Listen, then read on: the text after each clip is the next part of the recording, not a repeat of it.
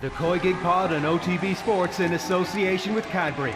A player and a half deserves a glass and a half of support. Everyone ran their socks off tonight and they left everything out there. We're very proud of the team's performance. Let the shackles off Katie a bit so that she can go and play her game. We're going to go out there to beat them. We're going to try and beat them. Hello there and welcome back to episode 26 of the COYGIG Pod on OTB Sports. I'm Kathleen McNamee and back by my side is the one and only Karen Duggan. You've missed us all, I'm sure, the last couple of weeks, Karen, that we haven't been able to have our classic chats. I've missed you terribly, Kathleen. Well, I've been lucky enough to hear you on Off the Ball a couple of times doing other slots and I was like, she's cheating on me with the Not the same. It's not the same without you, Kathleen. It means nothing to me. That's good to know. And I'll be keeping you on your toes in the next few weeks with the Euros coming up anyways, so I'll get my revenge. But we've been on a break, but the Women's National League wasn't for part of that time. You were still playing some interesting matches. How have you been finding the season so far?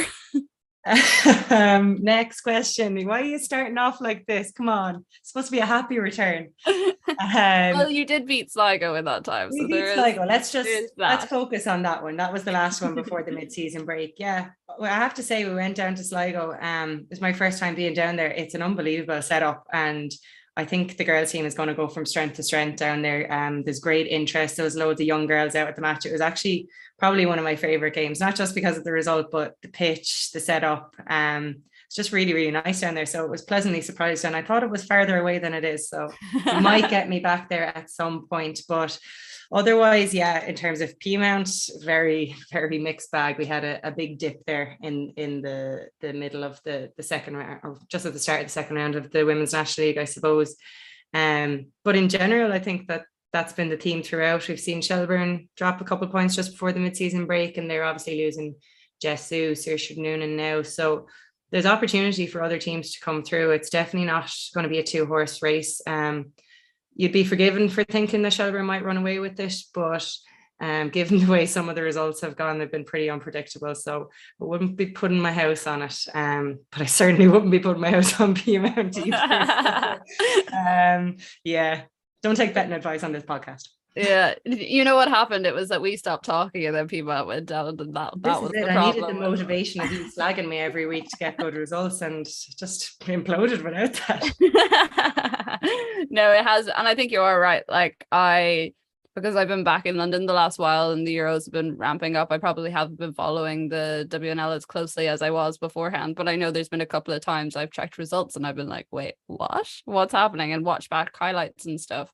It seems to be good for the kind league. of what you predicted as well, kind of going into this league. Like you said at the start that you didn't think it was going to be a one horse race by any means, and if anything, the way the season ended just showed that there are more teams that are going to be more competitive. I think that's going to be the case for a long time, because we are going to be a feeder league for professional leagues.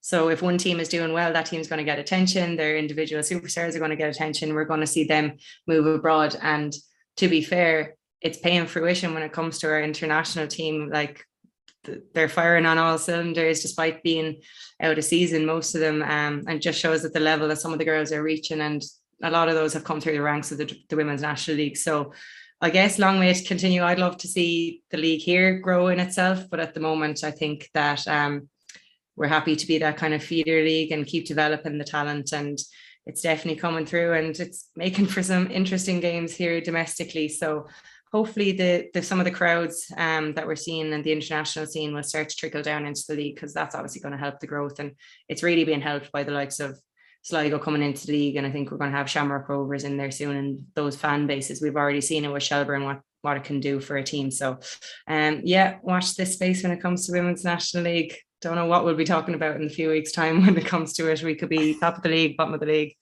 I don't know. But that'll make for great content for the podcast. Well, that's why we do it. Karen, the thing that's most important. It is. Well, you mentioned the Ireland game there, and that fact that we had a very good result against Georgia, another nice little win with lots of goals, which we will take. But before we go into our little review of that, a bit of a sneak peek as to what's coming for the rest of the summer. And this is, of course, the COYGIG Pod on OTB Sports in association with Cadbury FC, official snack partner to the Republic of Ireland women's national team. And we've had our break. and we're back and we're buzzing for the Euros, which start next week. I'm not as buzzing for the lack of sleep I know I'm going to get over the next, but for the actual football, I'm really looking forward to it.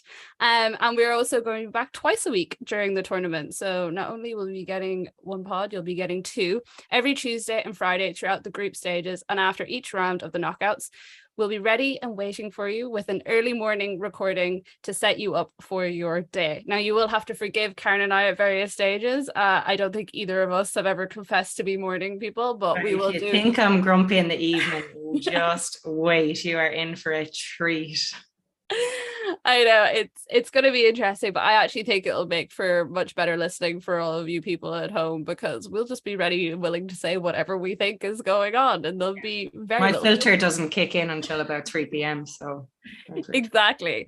And for the ultimate question, Karen, are you more excited for the tournament or more excited that we get to do this twice a week?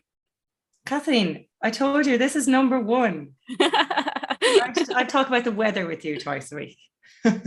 Thank you. I appreciate that.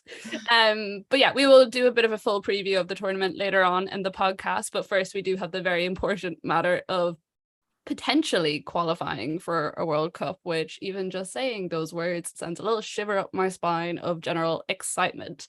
Not quite the 11-0 that we had back in November, but we will also take 9-0. That's quite nice. And it's always great to see 6 different scorers on the score sheet as well. What are your thoughts at the final whistle? I mean, it's all very positive. Georgia, they were missing a few in Tala, so we were kind of like, oh, did that play into the results, that record result that we got in Tala that day? But no, look, Georgia, there were no opposition, but Ireland had a job to do, a very professional job to do, and in years gone by, we wouldn't have put a team to the sword like that. And for me, that's the most important thing, that we become a more clinical team, that we don't let up.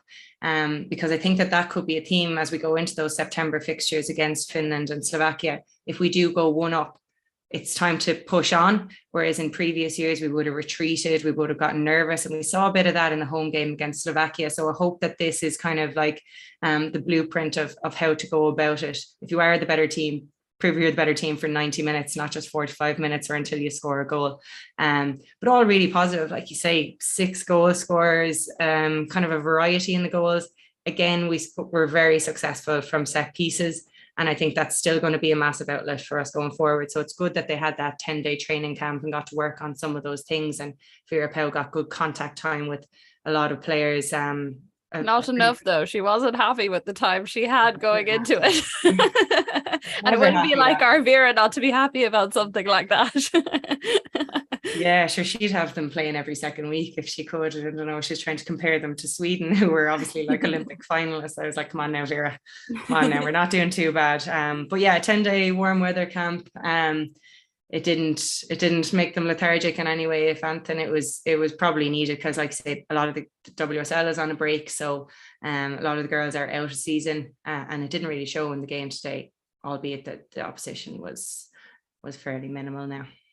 Yeah, the opposition was poor and the playing conditions weren't great as well. I know people talked beforehand about the temperature wasn't really an issue for the match. I think it was like 18 to 22 degrees for most of it, but the pitch was in rag enough order. And I did feel for the Georgia keeper, just in the sense that like what she was working with, she was being absolutely hammered, and then she was standing in a pit of sand for most of the, like, no wonder that your positioning is a bit off whenever you're trying to avoid that as well. And she was their best player, so yeah, no, I did feel sorry for her. She pulled off some good saves. I mean, she had that one that Katie McCabe hit a rasper in the first half. What I thought was really positive, though, was that we were talking about some different players after the game, because we knew that we always talk about Katie McCabe and Denise O'Sullivan because they are that kind of cut above the rest. But for me, Megan Connolly and Jess Sue were really the standout players. And that's really encouraging, because I do think we're going to have to get more comfortable in terms of playing the ball and holding the ball up. And I thought that Megan really conducted the play really well. She kind of set the tone, and Jess Sue was finding fantastic pockets in between the midfield and the strikers. So I think that we're going to see a little bit of a change in personnel. I think that Jess Sue has, for me, she has staked her claim for a starting position. And does that mean then that maybe Ruesha Littlejohn drops a little deeper, or does it mean that Ruesha won't play and Jamie Finn will come back in? There's some questions there to be asked for for Vera going forward, which of course is a brilliant thing. We saw Lily Ag as well. She came on, she was player of the match in that friendly game that we saw them play against the Philippines during the week. So for once, it's a nice headache that Vera has. Yeah, and it's great as well to know that we actually do have that depth, because I think we've spent so many years worrying that one player will get injured, and obviously if it is a McCabe or a Sullivan, it is going to make a massive difference, but to know that we have it in other places is great as well. I thought it's interesting you picked out Jessie, because I was watching her for quite a lot of the match, a lot as well, because she is obviously moving over to the WSL, and it was just the way she was able to find her little bits of space. And when I was watching her, I was like, that just looks like a player as well that's really going to benefit from changing over to the WSL. There were a few times where like the Georgia players were maybe just getting a bit more physical with her, a bit more muscly, and she didn't quite have the like strength to hold them off in a way that I thought some of the other players did. But in terms of the spaces she was getting herself into, she was well easy when she had the ball at her feet to dip and duck around them. So I think that's a really exciting prospect for when the season starts. Interesting, like when we interviewed her on this podcast and when she talked about how much she analyzes the game, you can kind of tell it, because her game intelligence for someone that young was really plain to see. And like you say, maybe there's a bit of physicality lacking, but that's definitely going to come in that full-time professional environment. And she's so quick and so aware, and she was brave as well. She rode those challenges really well. So I think big bright future for her, and I think it starts now. I think that she's definitely a player that's going to be knocking on Vera's door. She's going to be in her thoughts going forward. And I think if we're to go out and try and win those games, I would have her on the starting lineup. Yeah. Something Lisa Fallon was talking about on the RT commentary, she was almost giving off about the squad at some stages, that they were kind of trying things that they maybe wouldn't try against tougher opponents. And she was saying, you know, these are the matches where you establish, you know, patterns and rhythms and good habits. I know Risha tried a few like little back heels to Katie every so often, and there was a few times where just passes were getting sloppy, particularly just before the end of the first half.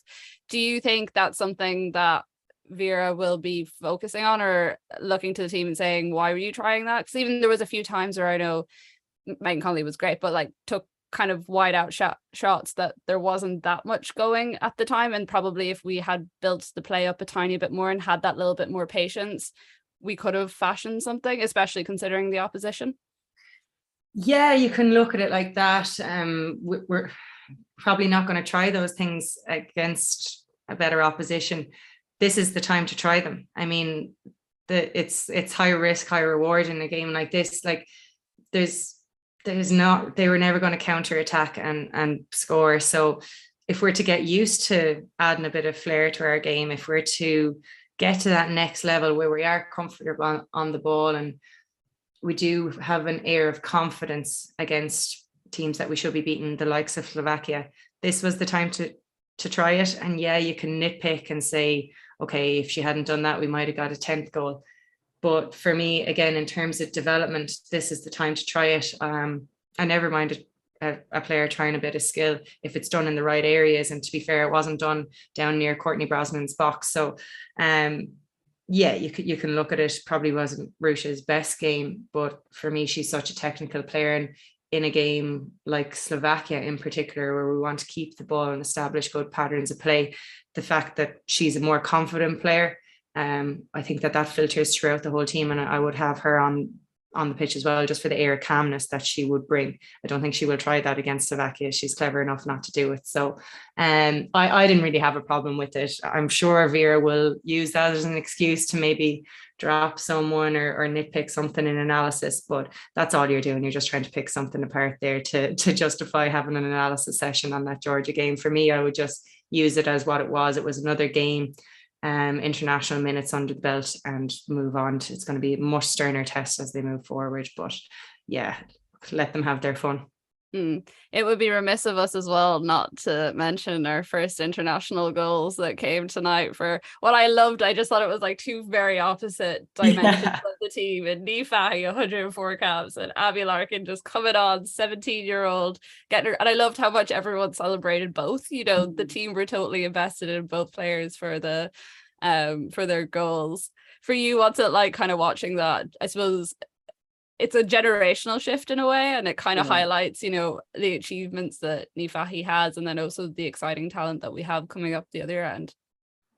Yeah, I couldn't have been happier for Niamh Fahey, to be fair. 104 games. She's probably gone up for every corner since she made her debut. I wish we had a camera, like a live camera on you in the RT studios when you saw that goal coming. Oh, So I just burst out laughing, to be fair, like, because if you've waited so long for a goal and it should have been disallowed. It was a blatant handball. That nearly makes it all the better. The fact that it was such a weird and wonderful goal. It absolutely reflects Niamh Fahey as a person. I just burst out laughing. It was brilliant. But no one deserves it more, and like, she deserves a goal for all the service she's given. She deserves to be celebrated in that way, and you can tell by the way everyone reacted that they were so happy for her to finally get that one over the line. And similarly with Abby, anytime anyone gets their first goal, it's a huge deal. And even if it was the 8th goal of the game, the girls all celebrated it because they know what a huge thing it is. I don't think I ever even hit the target or took a shot, maybe. So like, for her to come on her 4th ever cap, first competitive start, and get a goal, it's going to do her confidence the world of good. And she looks like a player who Vera will look to utilise going forward. So she's shown now that she can find the back of the net, and it's brilliant, as did Louise Quinn, who's still up there as one of our top goal scorers. So I thought she was going to get the hat-trick today. But yeah, it was brilliant to see all of the different goal scorers that happened today, but particularly happy for Niamh Fahey.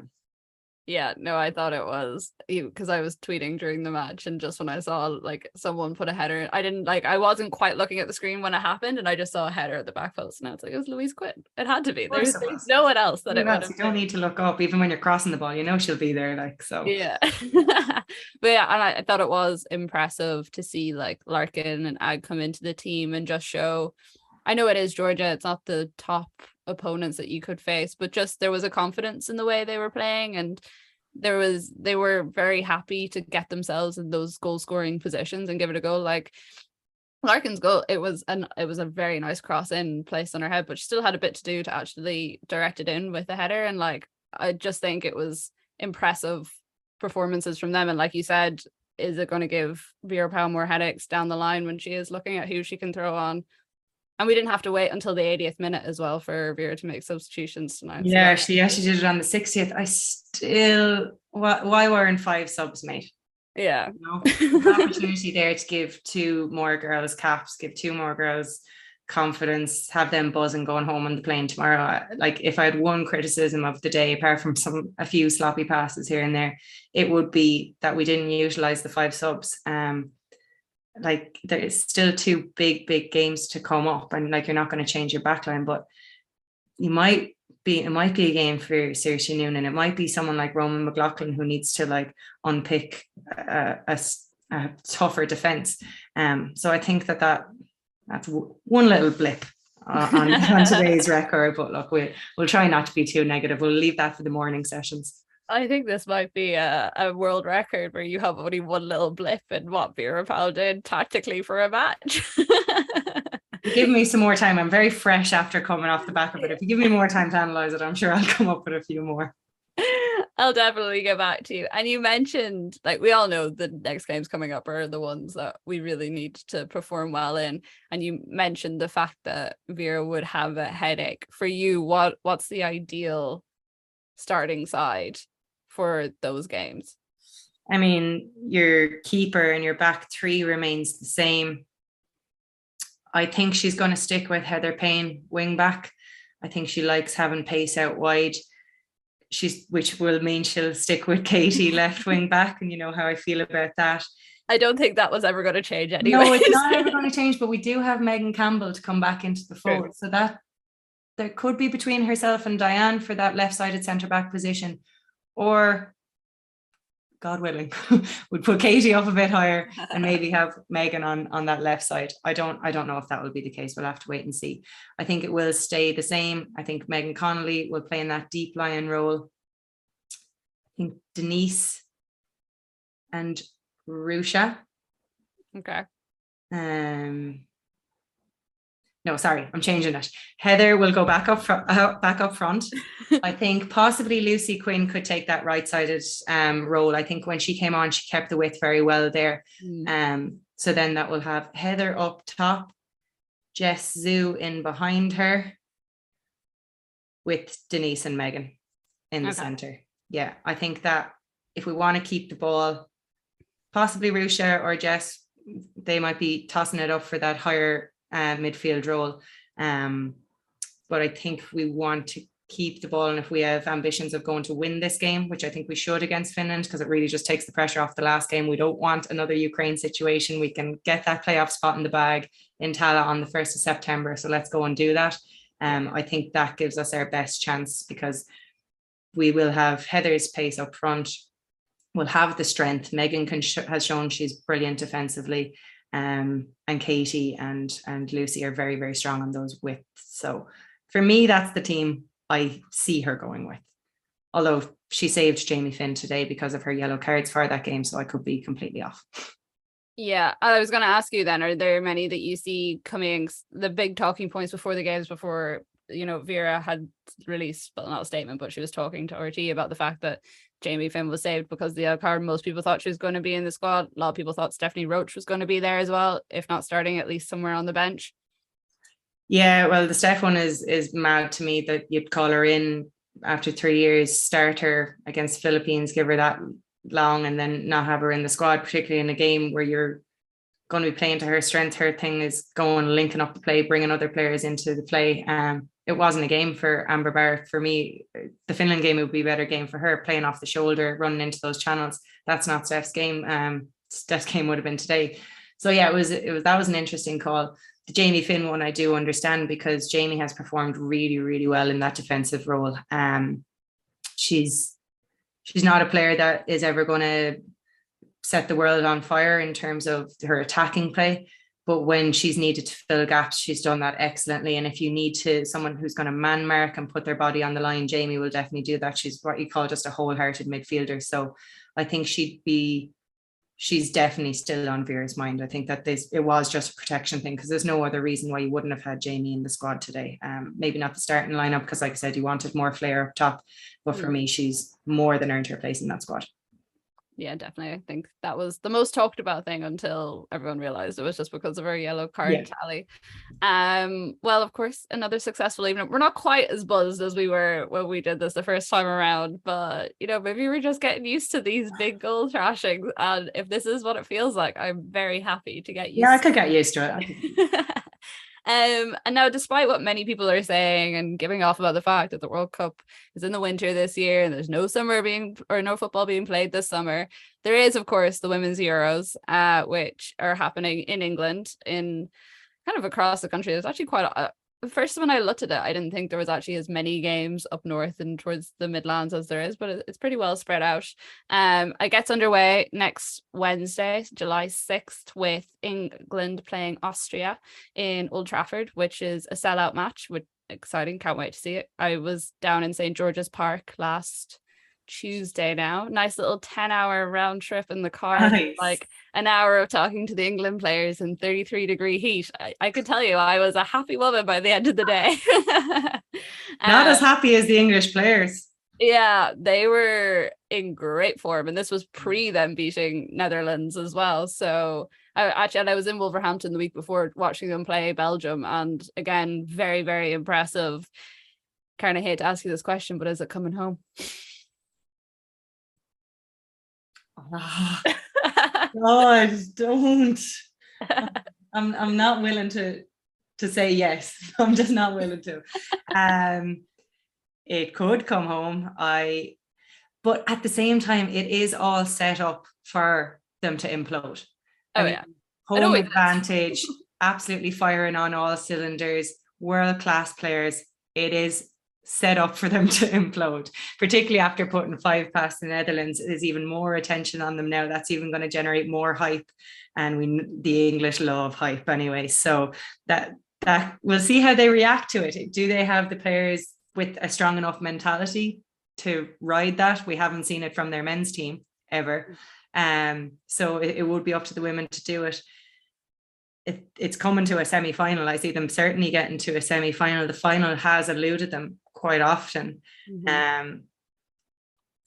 There are other teams who I would have pipped going into this as winners. I can see them getting to a semi, absolutely no problem, possibly even a final, but I'm not willing to admit that it's coming home yet.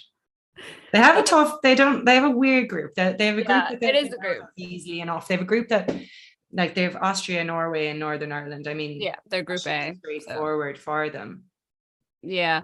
Well, you think like the Norway game in particular is probably the one that most people are looking at and saying that, you know, with the sort of firepower that Norway have, that it should be competitive. It's new firepower, because Norway coming into this, didn't they have the least amount of goals scored or something like that, but now they've got literally the best striker in the world back, and she hasn't wasted any time, Ada Herderberg, getting back and getting on the score sheet. I mean, she scored again at the weekend.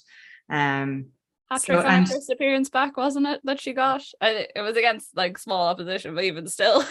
Doesn't matter. If they've had a bit of a goal drought, that's only going to like boost them. And I do think England have knocked Norway out. I think I read a good few times out of these kind of major tournaments. So maybe they'll have a bit of grudge. I'm sure there'll be a few good tackles in that game. Yeah. I do think England have the quality though to win out that group. I mean, Austria and Northern Ireland should be straightforward to them. I'd love a fairy tale story where Northern Ireland actually put it off to these big guns, but what an achievement them even getting there in the first place. So I'm really looking forward to seeing them. I feel like we'll all have their back. I think a lot of people will be rooting for the underdogs. So I'm looking forward to seeing Northern Ireland play, but I do think that it will end at the group stages for them. Yeah, and even in a very simple thing in the build-up, I thought the video that they put out today for their squad announcement was impressive. You know, it's obvious that the FA are putting a bit of money behind the squad and saying, you know, we support you. There's a really nice animated video of all the players, and you could just imagine even in like 20 years time, some of those players looking at that video knowing that they got to their first ever major tournament, and the excitement that comes the week and a half before you actually make it there.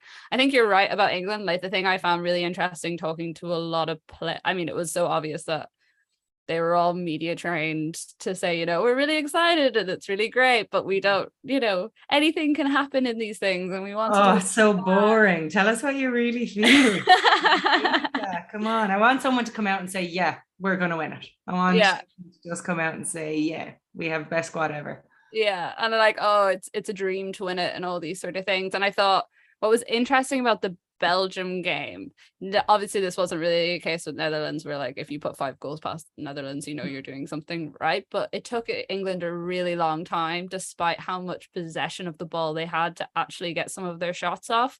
And it was only when they made some subs around the hour mark, like players like Chloe Kelly and stuff came on, like that they really started ticking along. And I don't know, does that say as much about the squad that Wiegman is likely to pick when it actually gets to the matches, or is it just that they are still kind of maybe warming up into the tournament? But I also quite enjoyed all the commentary around the Netherlands match about the fact that it was a Dutch manager over an England team and then an English manager over a Dutch team, and England was wearing orange and the Dutch were wearing white. Thought it was, even when I was watching it myself, I had to keep like recalibrating my brain. But it feels like with this England squad, a lot of the players are going in a really good place. You know, Lucy Bronze has just had that big move. Fran Kirby says that she feels like much better than she did in months. And when Fran Kirby is firing well, it's a good place to be in. Chloe Kelly, Lauren Hemp. That Belgium game was the first time I ever saw Lauren Hemp play live. And it was just like even better than all the other times I'd watched her on TV. You know, just the way she finds pockets of space, the way that she is able to control the ball, the way that she is able to just have the confidence for a 21-year-old. Yeah, I mean, if she continues the form that she showed in the WSL, she's gonna like feature in talking about player of the tournament. She's been that good this year, so you don't want to put too much pressure on her shoulders. You'd hope that some of the senior players would take that on, and just she just have the freedom to go and play. That's the beauty of being that young though as well. You don't feel like there's any pressure. Yeah, exactly.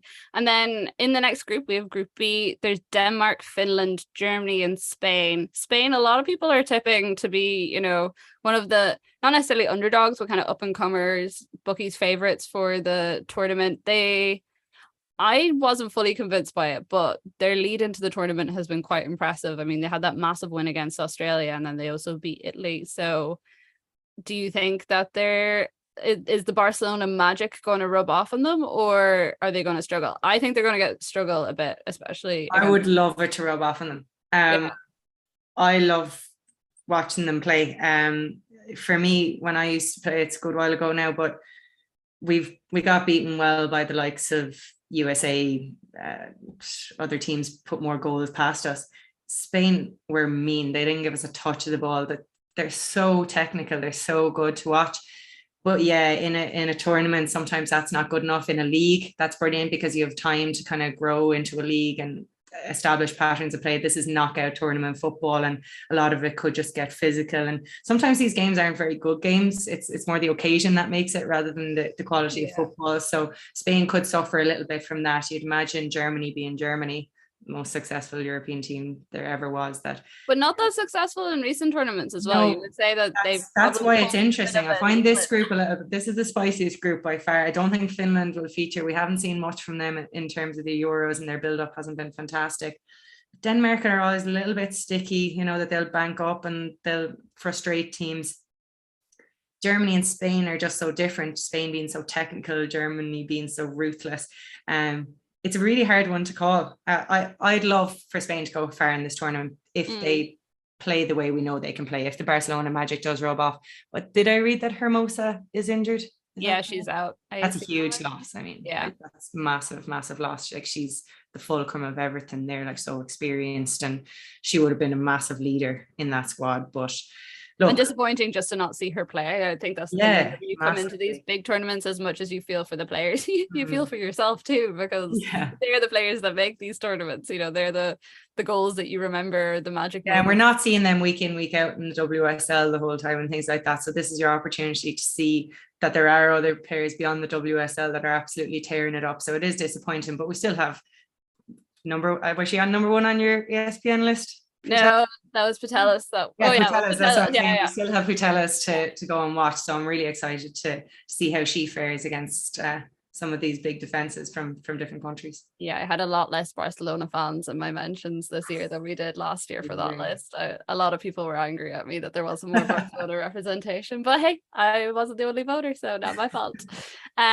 Group C, we have Netherlands, Portugal, Sweden and Switzerland. Sweden probably the favourites, but for a lot of people. Yeah, in terms of ranking and where they came from in the Olympics, I mean, that was an unbelievable showing by them. Obviously, I've only seen them. I saw them live in Tala Stadium at home, and then obviously we saw the historic draw that Ireland got against them in recent times. And granted, they were already qualified. They didn't set the world on fire in those games. The games where I actually watched them, I think if teams took a leaf out of what Ireland did, if they stacked back, they don't have kind of like flair players who are going to break it down. They're very solid. They're very good technically, and they're very good defensively. So I think they could go really far in the tournament. But if a team wanted to frustrate them, I think that in the later stages of the tournament, say a lower ranked team comes up against them, I think they can be frustrated.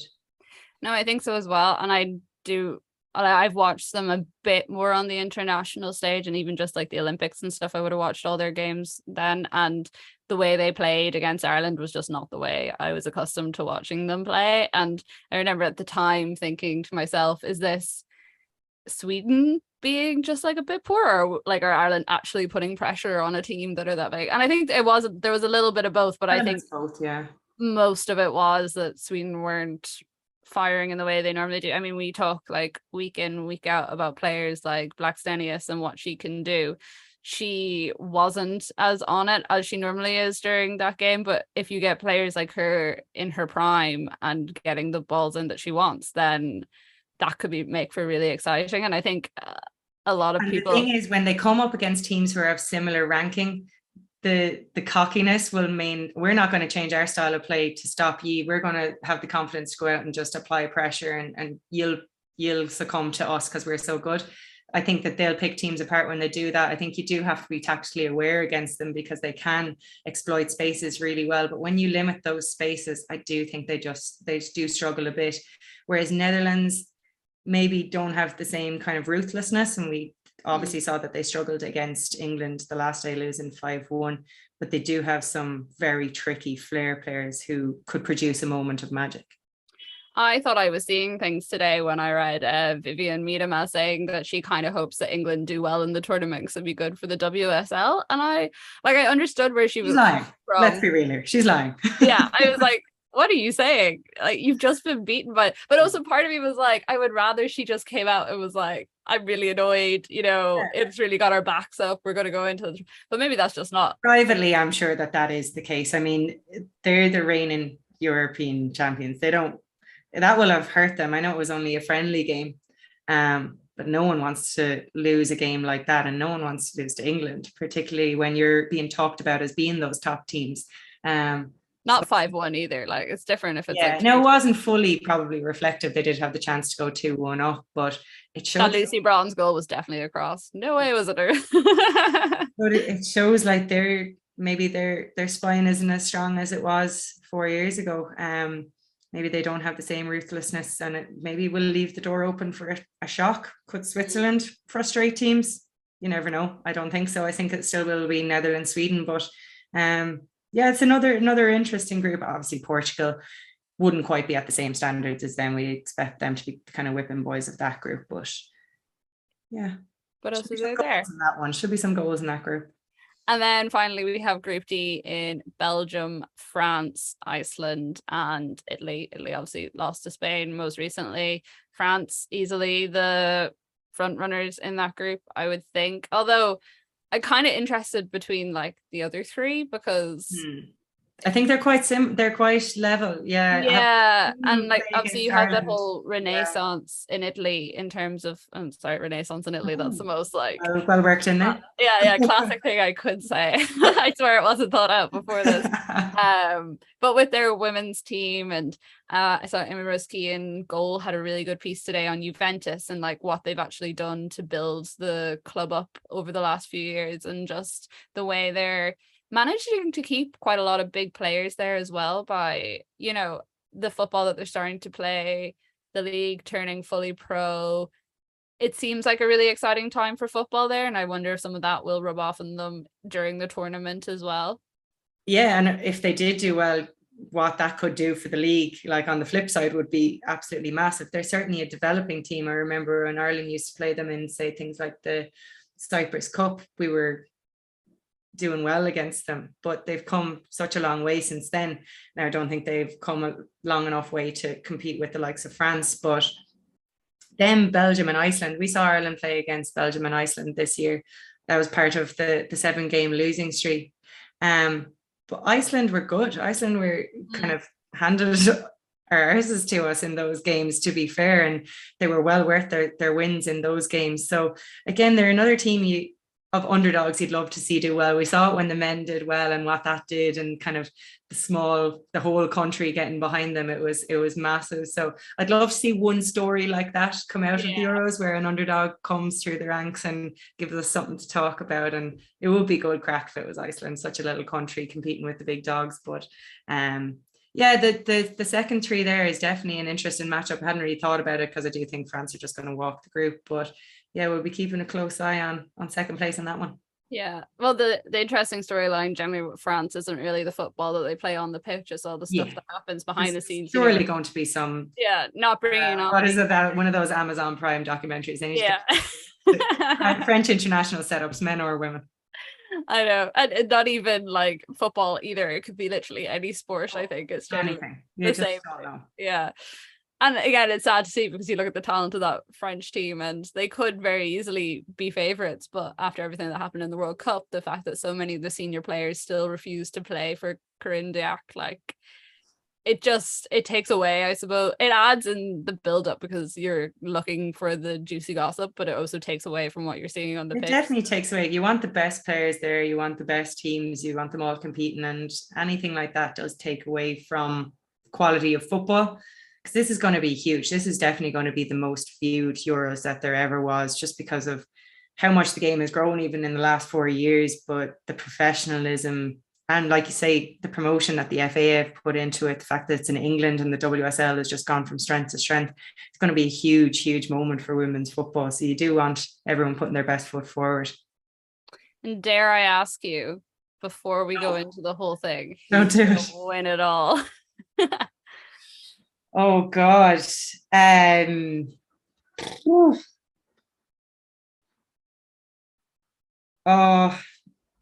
You've thrown me with the England question because they are so good, but I can't say it, so I'm gonna go with Spain. Okay. I'll take that. Who is it? See, I'm torn between Sweden and England, and like I'm a bit like you. I do think they pull it out in big tournaments, and I think that they have that buzz after the Olympics, and like they have a lot of exciting new players up and coming. I think my perception is just skewed because of the Irish team, but maybe we're just good enough. Maybe we are. Maybe we're just that good. But you look at the Swedish league as well, and the sort of players, you know, they've spent so long in there. They're kind of like almost Ajax or something in the men's team, where they develop these really good players. I mean, we've had players gone over there as well and come back. They've come back better players. Louise Green. Yeah. And I think sometimes it gets overlooked a little bit. And for a long time they were, you know, before say like the French league, the Italian league, all that started coming up. The Swedish league was kind of one of the world leaders. So it definitely was. Yeah, definitely. Yeah, I'm gonna give it to Sweden, but I do think England will be high up there. And if I was less biased on that one, I hope we're all wrong and Northern Ireland comes through and just smash. Well, that's us for our first episode back. As I mentioned at the start, we will be with you not once but twice a week throughout the tournament starting next week. So make sure you're subscribed to the COYGIG Pod on all your usual spots, and you'll get us first thing every morning right after we record. Once again, you have to forgive us for how early in the day we may be getting up to do these, or what part of the country I'm going to be as well. That's another exciting thing that we'll get to guess every morning. I'll be right here. If you have any thoughts or opinions at any point throughout the competition, please do fire them into us at Off the Ball and using the hashtag OTB COYGIG. Thank you again, Karen, and I'll see you bright and early next week. See you then. The COYGIG Pod and OTB Sports in association with Cadbury. A player and a half deserves a glass and a half of support.